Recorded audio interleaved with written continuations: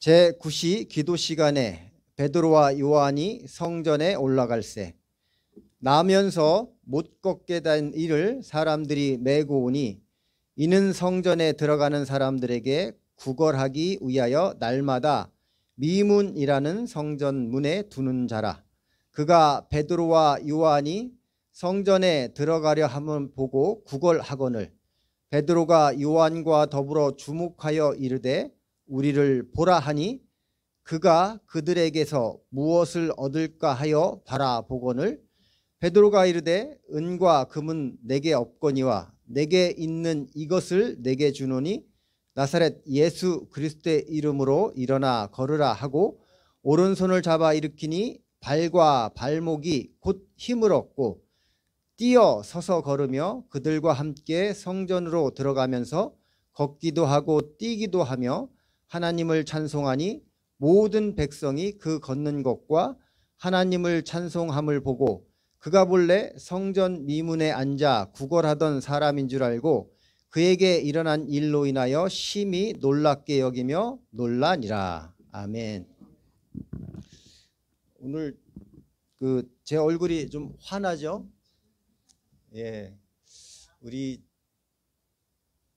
손자 데니얼을 머리를 깎아주던 공순정 사모님께서 5분 만에 제 머리를 이렇게 확 깎아주셨어요. 제가 원래 좀 까다로운 사람인데 믿고 맡겼더니 꽤 괜찮게 나왔죠. 예, 믿음의 역사하는 힘이 제 얼굴을 통해 나타납니다. 아무래도 바탕이 되니까. 예, 감사합니다.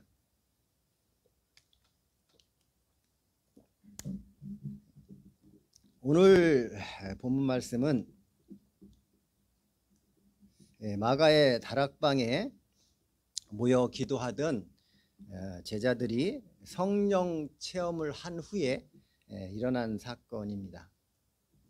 사도 베드로는 이날의 사건을 성령 강림의 역사를 말세에 일어날 징조로 이미 선포한 요엘 선지자의 말씀이 이루어진 것으로 선포하고 있죠. 그리고 이런 베드로의 첫 설교를 통하여 예수를 메시아로 그리스도로 믿기로 작정한 사람이 3,000명이나 되었다고 성경은 기록하고 있습니다. 여러분, 특별히 베드로의 첫 설교가 그 주제가 예수님의 부활에 대한 것이라는 것을 우리는 주목해야 합니다. 베드로 사도는 죄 없는 예수님을 십자가에 달아 죽인 유대인들에게 그들의 죄를 돌아보게 하고 회개하기를 촉구합니다. 그러자 그들이 이 말을 듣고 마음에 찔려 베드로와 다른 사도들에게 물어 이르되 형제들아 우리가 어찌할꼬 하거늘 베드로가 이르되 너희가 회개하여 각각 예수 그리스도의 이름으로 세례를 받고 죄 사함을 받으라. 그리하면 성령의 선물을 받으리니. 그러자 많은 이들이 정말 회개하고 예수 그리스도의 이름으로 세례를 받았다고 기록합니다. 주님의 제자, 그 나라의 백성이 되었다는 말인데요. 이것으로 믿는 사람들이 함께 모인 교회가 처음 시작된 건데요. 부활 승천한 예수님을 그들의 육신의 눈으로는 더 이상 볼 수 없었지만 그의 이름으로 역사하는 성령 하나님께서 그들과 함께 한다는 것을 믿게 되었다는 것을 알게 합니다. 비록 하늘 보좌 하나님 우편에 앉아 계신 예수님께서 그들에게 오늘 우리에게 보내주신 보혜사 성령 하나님의 새로운 약속의 시대가 펼쳐지게 된 건데요. 그 증거로서 나사렛 예수의 이름으로 기도할 때, 그 이름을 선포할 때 기적이 나타나게 된 겁니다. 요한복음 14장 13절 이하인데요. 너희가 내 이름으로 무엇을 구하든지 내가 행하리니 이는 아버지로 하여금 아들로 말미암아 영광을 받으시게 하려 함이라. 내 이름으로 무엇이든지 내게 구하면 내가 행하리라. 그리고 이 말씀대로 이루어진 사건 중에 하나가 바로 오늘 읽은 본문 말씀입니다. 이것으로 신약 시대에는 오직 예수 그리스도만이 구원의 길이라는 걸 선포하게 된 거죠. 요한복음 14장 6절이죠. 예수께서 이르시되 내가 곧 길이요 진리요 생명이니 나로 말미암지 않고는 아버지께로 올 자가 없느니라. 이렇게 오직 예수를 선포하면 꼭 이런 질문을 하시는 분들이 계십니다. 그럼 예수님 모시기 전에는 어떻게 되는 겁니까? 예수 복음이 있기 전에 착하게 살다 돌아가신 우리 조상님들은 어떻게 되는 거예요? 이런 질문을 하시는 분들이 계십니다. 여러분, 우리에게는 세상에서 가장 귀한 세 가지 금이 있다고 말씀드렸죠. 황금, 소금, 그리고 지금입니다.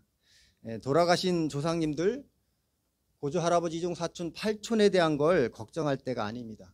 하나님의 주권, 그분의 권한에 넘겨진 일들을 왜 우리가 인간의 한계로 자꾸만 파헤쳐 보려고 하는지 모르겠습니다. 우리의 생각보다 지극히 크고 넓고 깊으신 하나님께서 다 알아서 판단하십니다. 여러분과 저는 지금 오늘의 나, 내 가족, 내 형제, 그리고 이 세대가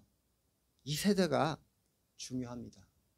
자꾸 변명거리, 따질거리, 의문덩어리를 창출해내서 스스로 시험에 빠뜨리는 오리에 빠지지 않길 바랍니다.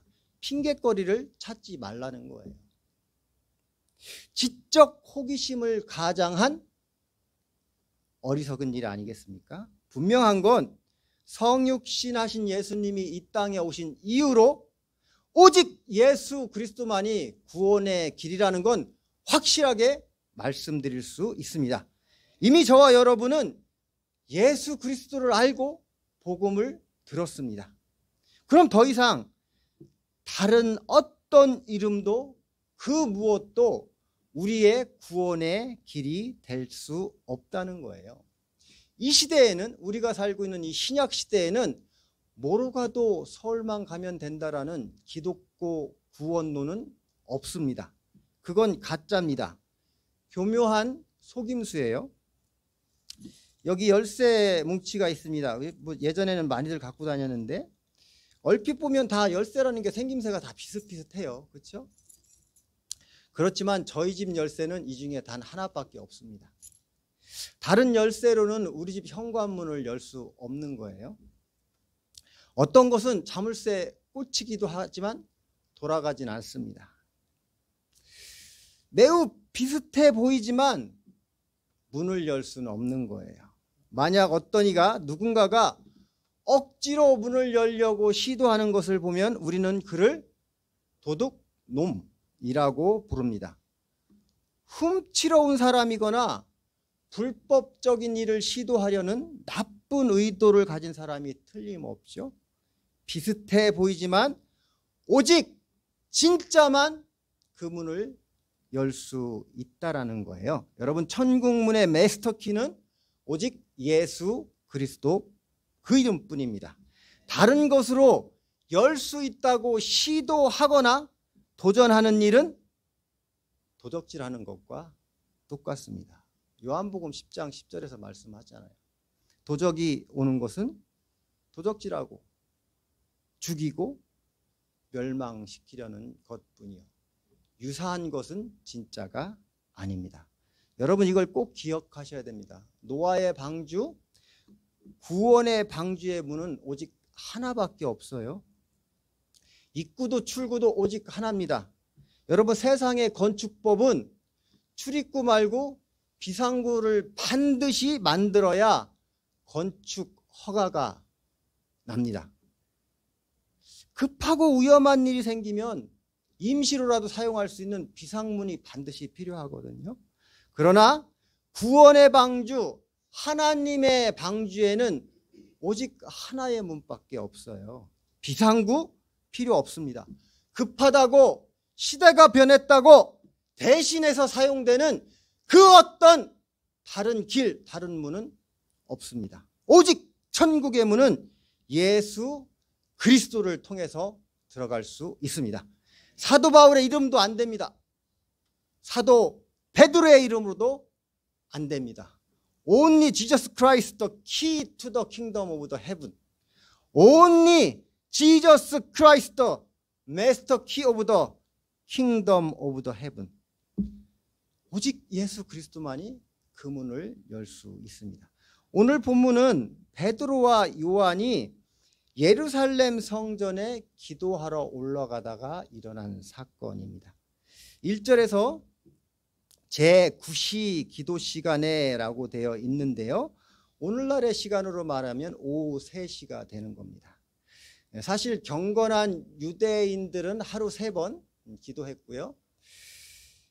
오전 9시, 정오 12시, 오후 3시 이렇게 기도를 했습니다. 이게 원래 모세의 명문화된 율법은 아니고요. 율법 규정이라기보다는 그들의 전통처럼 되어버린 종교 생활의 어떤 습관이기도 합니다. 일종의 기도 훈련이라고 볼 수 있죠. 그래서 유대인들은 하루 3번, 이슬람교도들은 하루 5번씩 정해진 시간에 기도합니다.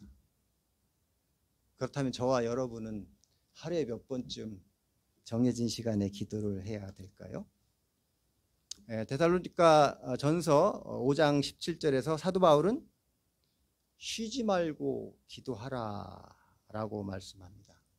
여기서 기도하라 라는 말은 헬라어 프로슈코마이라는 동사에서 온 말인데요. 무엇을 향하여 라는 전치사 프로스와 원하다, 바라다, 소원하는 하다라는 뜻의 유코마이가 합성된 단어가 바로 프로스코마이, 기도하다라는 뜻입니다. 그러니까 우리의 기도는 하루에 몇 번이 중요한 것이 아니라 날마다 늘 함께 그분 앞에서 대화하는 것, 그것이 중요하다고 말씀드리는 겁니다. 에베소 6장 18절에 이르면 모든 기도와 간구를 하되 항상 성령 안에서 기도하고 이를 위하여 깨어 구하기를 항상 힘쓰며 여러 성도를 위하여 구하라 라고 말씀하고 있는데, 여기서 항상이라고 번역한 단어는 예전 개역 한글 성경에서는 무시로라는 말로 되어 있거든요.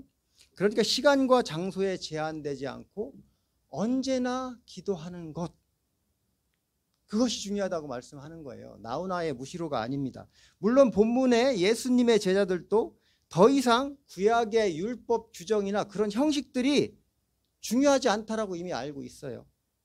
그럼에도 베드로와 요한은 그들의 전통을 따라 시간이 되니까 예루살렘 성전에 기도하러 올라갑니다. 왜 그랬을까요? 아직 예수 그리스도의 복음을 모르는 유대인들에게 복음을 전하고 싶은 의도가 담겨 있었던 거예요. 우리가 아는 것처럼 사도 바울 선생님도 초기 전도 사역이 다 유대인의 회당에서 이루어졌다는 것을 통해서 우리가 다시 한번 확인할 수 있죠. 또한 구약시대, 신약시대, 전통 이런 것을 다 떠나서 언제든지 기도 훈련은 필요한 것이고, 기도, 프로슈코마이는 하나님 앞에 나아가는 것이니까 그런 거에 제한을 받을 이유는 없다는 겁니다.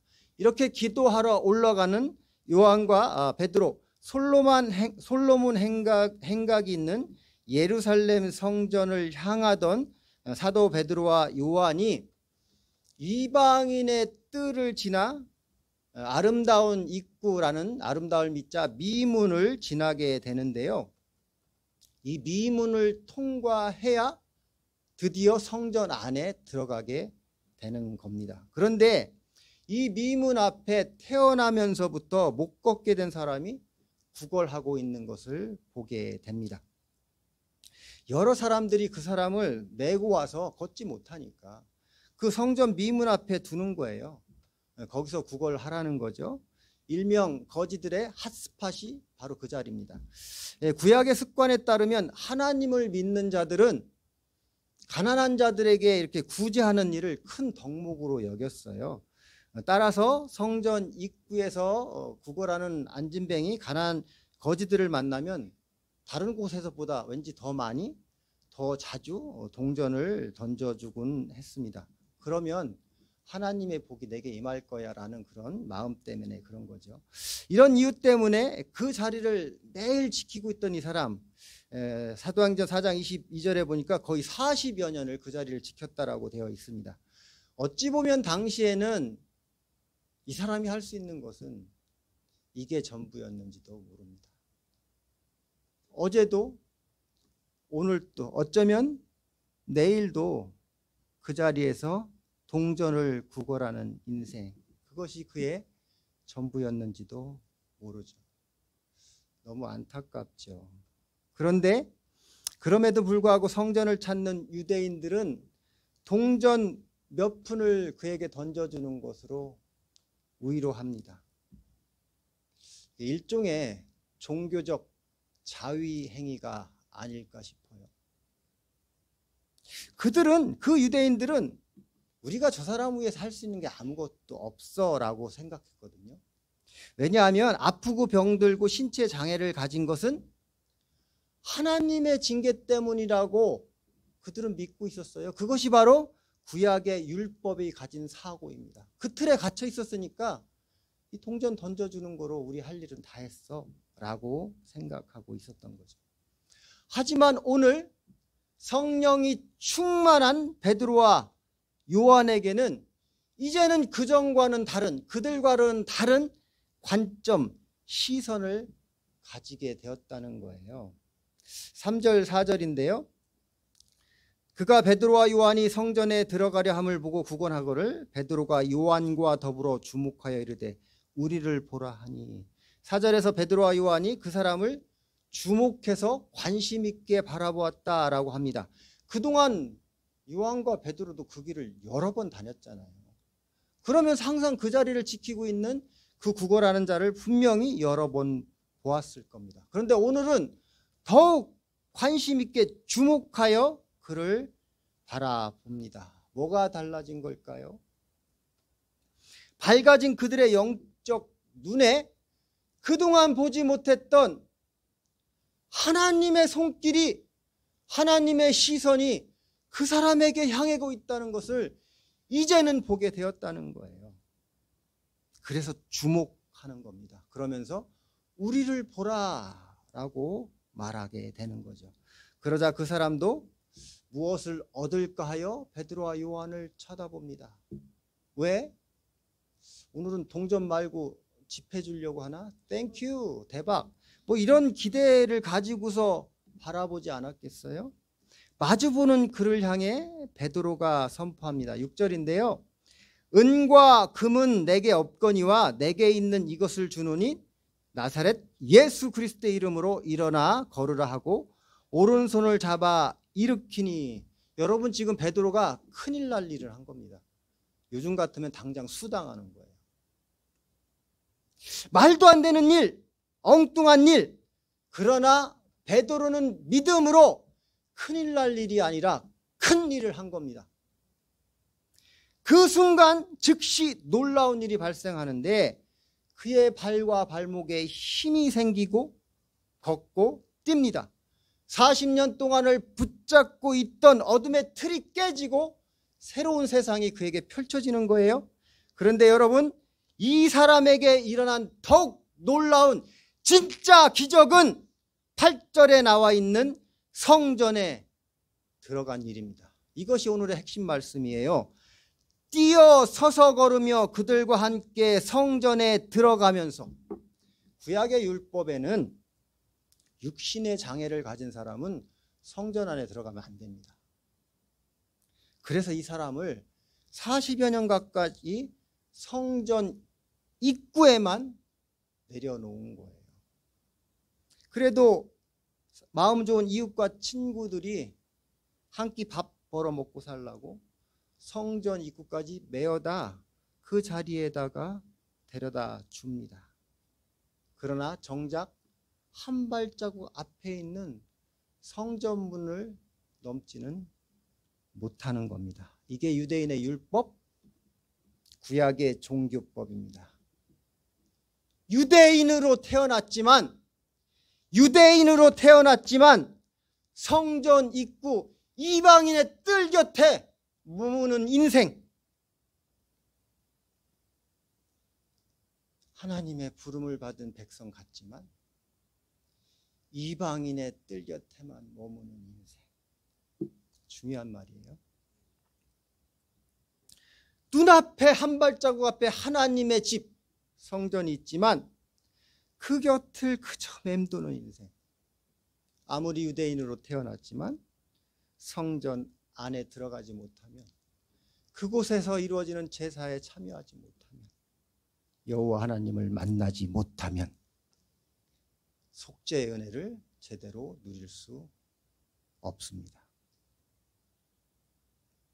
40여 년간 동전의 은혜로 먹고는 살았지만 또 그들의 종교적 행위로 구제의 덕을 쌓아온 것 같긴 하지만 정작 그 사람에게 필요한 것, 그 사람의 가장 필요한 것, 하나님을 만나는 자리, 고통의 올무로부터 해방되는 자유함을 얻는 하나님의 집, 영원한 생명이 있는 곳으로 이끌어주는 믿음의 덕은 베풀지 못했다는 거예요.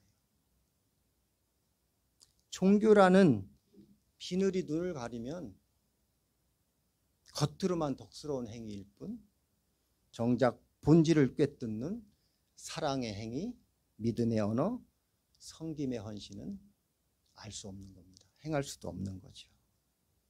하지만 이제 베드로와 요한에게는 다 보이는 겁니다.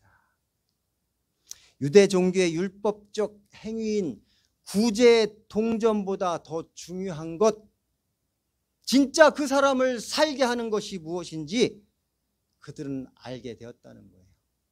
하나님을 만나는 것, 프로슈쿠마이, 하나님 앞으로 나아가는 것. 성전에 들어가 하나님을 만나야 한다는 걸 이제 아는 거예요. 무엇으로요? 예수 그리스도의 이름으로, 나사렛 예수 그리스도의 이름으로 병마의 굴레, 종교의 멍에, 죄의 사슬을 끊고 성전 안으로, 예수 그리스도 안으로, 하나님 나라 안으로 들어가라.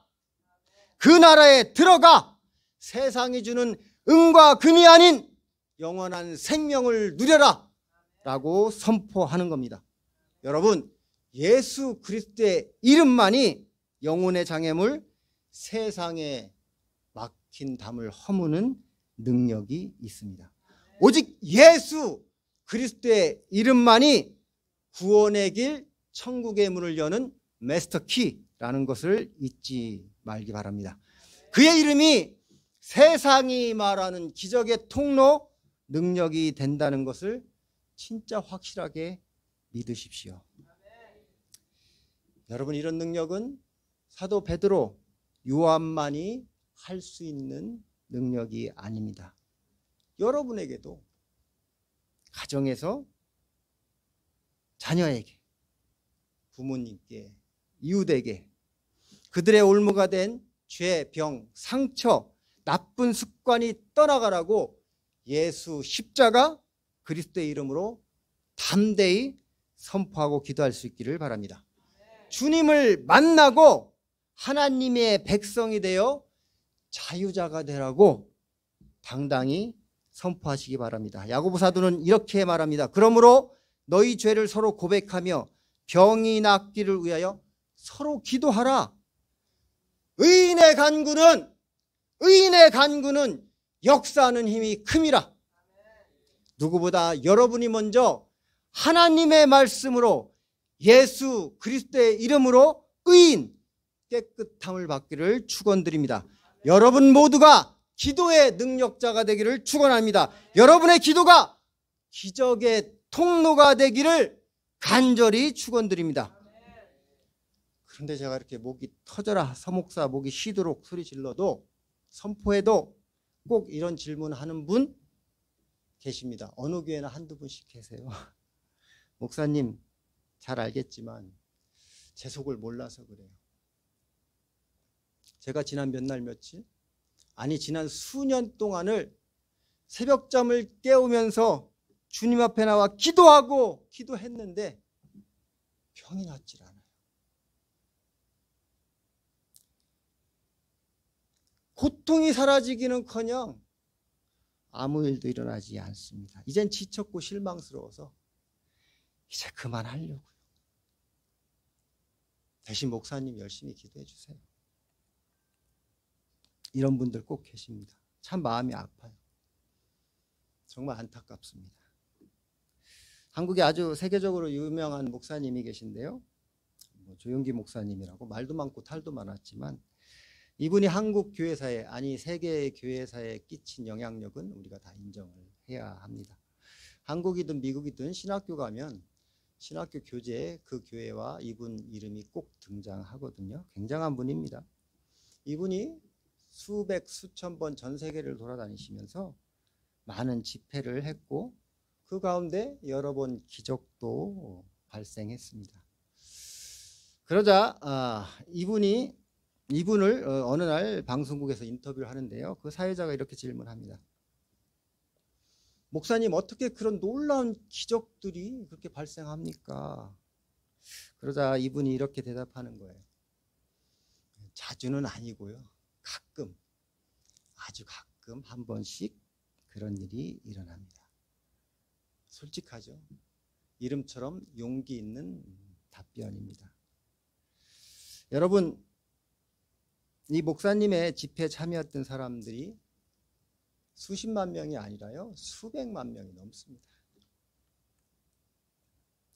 그런데 그 수백만 명 중에 가끔 어쩌다 한 번 기적 같은 일들이 일어나는 거예요.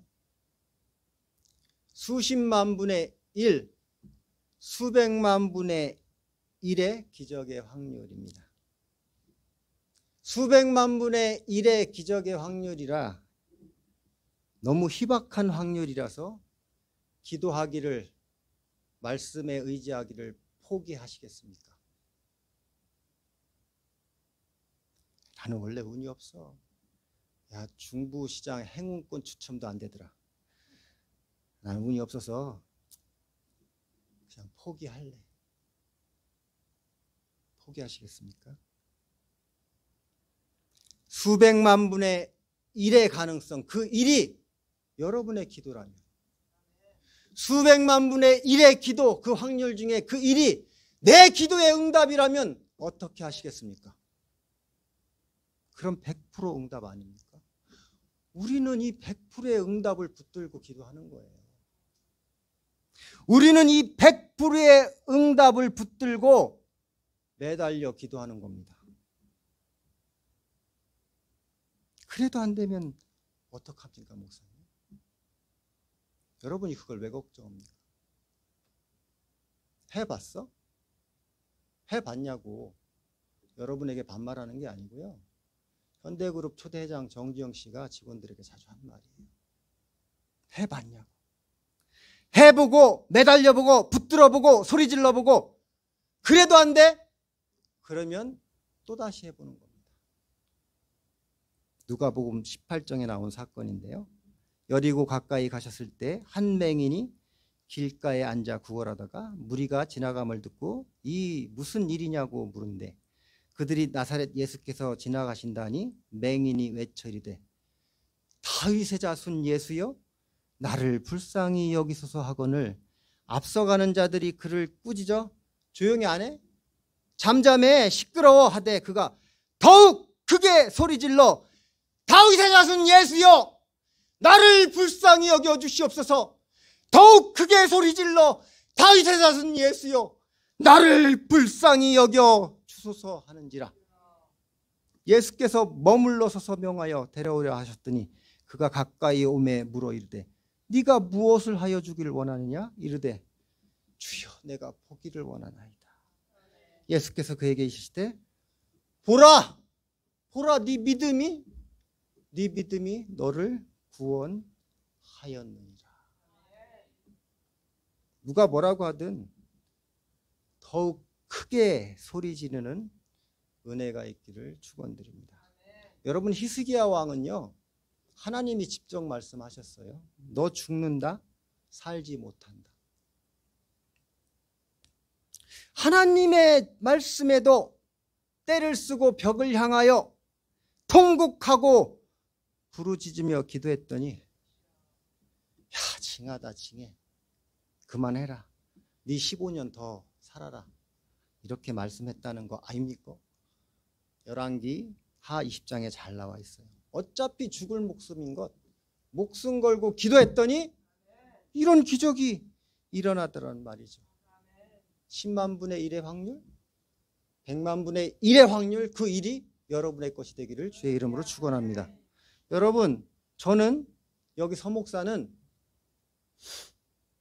내 소망대로 응답되지 않는 기도에 그럼에도 불구하고 그리 아니하실지라도와 같은 은혜를 구하라는 표현을 매우 싫어합니다.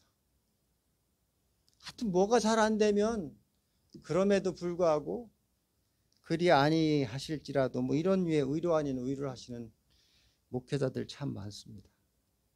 그럼 저는 되묻고 싶어요. 목사님 겪어봤어요? 목사님 그런 어려움, 그 위기상황 처해 보신 적 있어요? 내 자식이 눈앞에서 죽어가는 모습을 지켜보신 적 있어요?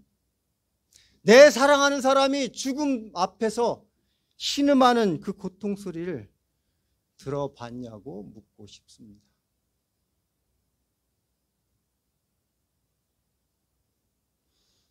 저는 겪어봐서 압니다. 그런 말은 하나도 일절 위로가 되지 않습니다. 여기 계신 여러분은 그럼에도 불구하고 그리 아니하실지라도라는 그런 기도 하지 마십시오. 여러분은 하나님, 나의 소원, 내 기도 무조건 들어주세요. 꼭 응답해 주세요. 내 아들 살려주세요. 내 딸 고쳐주세요. 우리 가정 지켜주세요. 이 삶 망하면 나도 확 삐뚤어질 거야. 협박 아닌 협박을 통해서라도 그런 기도를 드렸으면 좋겠습니다. 제발 내 기도에 응답해 주시옵소서. 10만 분의 1, 100만 분의 1의 기적 같은 그 기도 응답이 내 기도가 되게 해달라고 그렇게 더욱 크게 소리질러 기도하시기 바랍니다. 그러면 되는 것 아니겠습니까? 그렇게라도 응답 받으면 감사한 일 아니겠냐는 거예요. 그런데도 끝까지 하나님께서 다른 길로, 다른 방법으로 응답하시면 그때 가서 그리 아니하실지라도 차원이 다른 또 다른 은혜, 그럼에도 불구하고의 또 다른 깊이 있는 은혜를 간구하시기 바랍니다. 다윗 왕이 아들을 잃었을 때 그랬던 것처럼. 여러분 아파요? 저는 이 기도 좋아하지 않습니다. 너무 아파요. 너무 아픕니다. 그래서 그리 아니하실지라도 라는 은혜의 기도는 여러분의 맨 마지막 기도가 되길, 그렇게 그것이 정말 그런 기도를 드리지 않았으면 하는 것이 저의 소망 중에 하나입니다. 지금 비록 장난감 가게 바닥을 뒹구며 때를 쓰는 철딱선이 없는 어린아이 같을지라도 꼭 나의 소원대로 응답해 달라고, 주님 그렇게 해달라고 그렇게 먼저 매달려 기도하는 여러분 무도가 되기를 그렇게 소망해 봅니다. 여러분 제발 적당히 해보다가 시도도 다 안 해보고 뭐 내려놨느니 주님께 맡겼느니 라고 말하지 않았으면 좋겠습니다. 그런 말은 포기했다는 것을 그럴듯하게 포장하는 것밖에 안 됩니다. 여러분 맡기려면 상대방을 만나야 되잖아요. 문제를 하나님께 맡기려면 프로쇼코마이, 하나님 앞에 나와 기도해야 합니다. 주님 앞에 내려놓으려면 십자가 앞에 나와 주님을 만나야 내려놓을 수 있는 거예요. 만나지도 않고 내려놓고 가는 걸 유기방치라고 하지 않습니까? 여러분의 문제를 유기방치하면 아무도 신경 써주지 않아요. 주님 앞에 나와 푸르시코마이 기도하면서 만나고 진짜 맡기고 그분 앞에 내려 놓으십시오. 그래야 그분의 능력이 여러분에게 관심을 두십니다. 여러분 다시 본문으로 돌아갈까요? 눈앞에 보이지는 않았지만 절대 넘어갈 수 없을 것 같던 성전 문턱을 넘은 구걸하던 자의 환희가 무엇으로 표현됐습니까? 8절 하반절인데요. 걷기도 하고 뛰기도 하며 하나님을 찬송하니. 하나님을 찬송하니. 여러분 지금 그의 이 찬송의 목소리에 무엇이 담겨 있을 것 같습니까? 그의 마음 중심 가득 담겨 있는 예수 그리스도의 이름의 영광이, 처음 평생 성전 안에 들어가 만난 하나님을 만나는 그 감격과 환희가 그의 찬송 소리에 다 담겨 있지 않겠습니까? 이것이 진짜 예배 아니에요? 오늘 여러분과 저의 찬송에도 이와 같은 마음이 담겨지기를 소망해 봅니다. 우리의 입술의 고백이 주의 이름을 높이는 영광스러운 찬송에 담겨지기를 주의 이름으로 축원드립니다. 여러분 오늘 저와 여러분은 또한 저와 여러분이 소망하는 가장 큰 기도 제목은 무엇입니까? 오늘 우리는 선택해야 합니다. 첫 번째, 병도 고치고 하나님을 만나는 것. 두 번째, 비록 병은 고치지 못했지만 하나님을 만날 수 있는 것. 세 번째, 병 고침 받고 하나님을 외면하고 사는 것. 여러분 육체의 병이 나음은 물리적인 기적이요 육체의 구원입니다. 참으로 귀하고 놀라운 은혜예요. 그렇지만 여전히 이것은 낮은 수준의 은혜입니다. 그러나 찬양하며 성전에 들어가는 것은 하나님의 품으로 천국으로 예수 그리스도 안으로 들어가 그분을 만나는 가장 신비로운 기적, 영혼 구원의 은혜 중에 은혜입니다. 이거면 되는 것 아니겠어요? 3번만 아니면 됩니다. 성전 밖에 머무는 인생만 되지 않게 하여 주시옵소서. 이것이 우리들이 바라는 가장 큰 최종 가장 귀한 기도 응답인 줄 믿습니다. 여러분 우리 더욱 크게 예수 그리스도의 이름으로 기도하기를 원합니다. 예수 그리스도의 이름에는 병이 낫는 치유하는 능력이 있다는 걸 믿으십시오. 예수 그리스도의 이름만이 하나님을 구원의 은혜를 누리게 되는 길이라는 것을 믿기 바랍니다.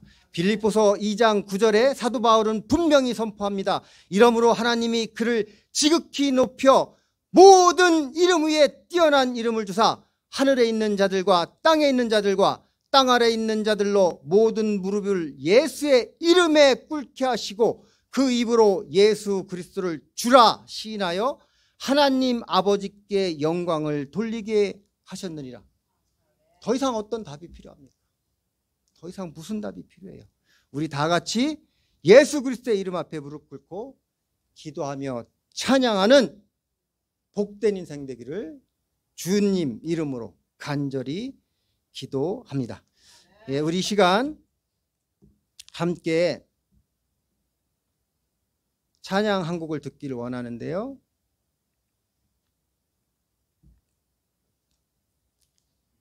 예수의 이름이라는 찬양입니다. 캐티 니콜이 불렀는데요. 부제로 God of Possible이라는 노래입니다. 우리 가사에 집중해서 기도하는 마음으로 함께 들으실 수 있으면 좋겠습니다.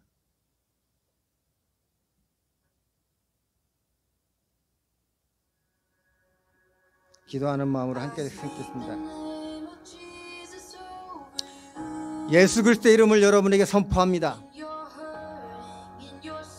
여러분의 아픔과 슬픔이 모두 사라지기를, 예수 그리스도의 이름이 여러분 가운데 역사하기를 기도합니다. 비록 절망 속에서도 하나님의 나라를 소망해 봅니다. 내가 여러분에게 기적 같은 치유가 일어나기를 간절히 기도합니다.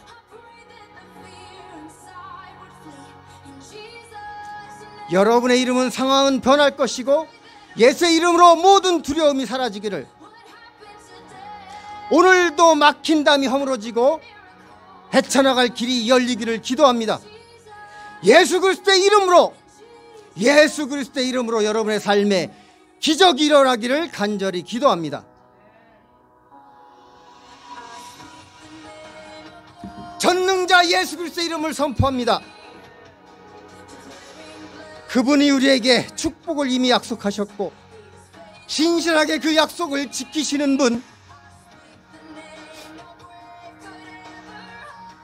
그 어떤 죽음도 붙들을 수 없는 그 능력자 예수의 이름을 여러분 앞에 선포합니다. 그 무엇보다도 강하고 능력 있는 불가능이란 없으신 예수 그리스도의 이름을 선포합니다.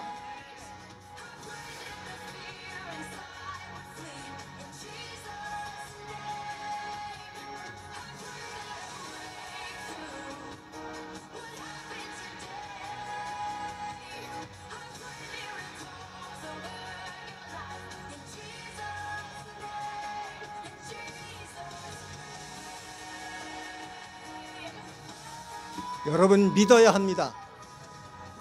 노래 가사가 아니고 이 말씀을 믿으시기 바랍니다. 주 예수 그리스도를 구세주로 받아들이시기 바랍니다.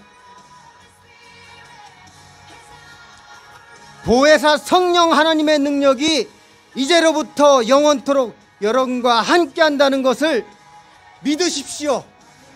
주를 그리스도로 받아들이시기 바랍니다. 예수의 이름에는 불가능이 없습니다. 여러분의 치유를 위해 기도합니다. 그 기도 속에 여러분의 상황을 변화시키는 능력이 있습니다. 예수 그리스도의 이름이 여러분의 그 어떤 두려움도 물리쳐 줄 줄 믿습니다. 오늘도 모든 일을 헤쳐가는 그 길이 열리기를 예수의 이름으로, 나사렛 예수 그리스도의 이름으로 여러분의 삶에, 여러분의 기도 속에 기적이 일어나기를 간절히 축원드립니다. 다시 한번 부흥이 일어나기를, 교회에, 이 국가에 나의 믿음이 회복되기를 예수의 이름으로 죽음이 사라지기를 간절히 기도합니다. 예수 그리스도의 이름으로, 예수 그리스도의 이름으로, 전능한 예수님의 이름에는 불가능이란 없습니다. All things are possible. 여러분 모두 승리하는 한 주간 되기를 예수 그리스도의 이름으로 간절히 축원드립니다.